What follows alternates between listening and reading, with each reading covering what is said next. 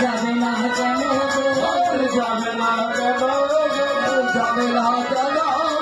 এই কৃষ্ণ সেই গৌর যাবে না কেন কৃষ্ণ সেই গৌর যাবে না কেন কৃষ্ণ সেই গৌর যাবে না কেন দেখো সেই তো এসেছে সেই তো এসেছে